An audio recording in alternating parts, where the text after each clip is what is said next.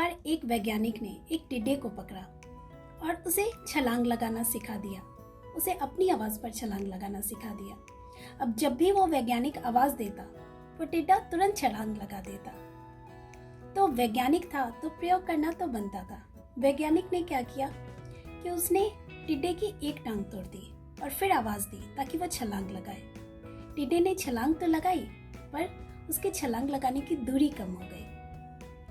फिर वैज्ञानिक ने टिड्डे की दूसरी टांग तोड़ दी और फिर छलांग लगाने को कहा तो उसने छलांग लगाई, उसकी छलांग और भी कम हो गई। इस तरह उसने तीसरी टांग तोड़ी, उसकी छलांग और कम हो गई।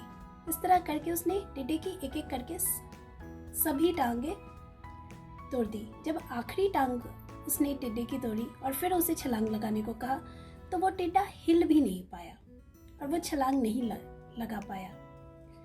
तो उस वैज्ञानिक ने अपना निष्कर्ष ये निकाला और उसने अपनी किताब में ये लिखा उस प्रयोग में कि टिड्डे का जो संबंध है उसके कानों का वो उसकी टांगों के साथ है।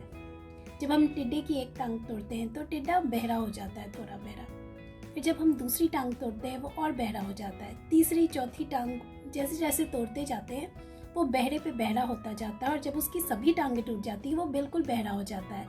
उसे बार बार आवाज़ देने पर भी वो छलांग नहीं लगाता। उसने ये निष्कर्ष निकाला।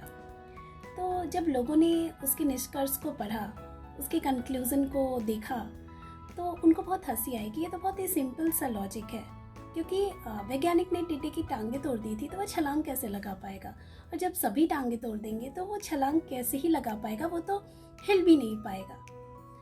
तो दोस्तों, एक बहुत ही सिंपल सा मैसेज है इस कहानी के द्वारा कि ज़िंदगी में कई बार हम बहुत सारी चीज़ें देखते हैं अपने आसपास, लेकिन ज़रूरी नहीं कि उनसे कोई संबंध हो।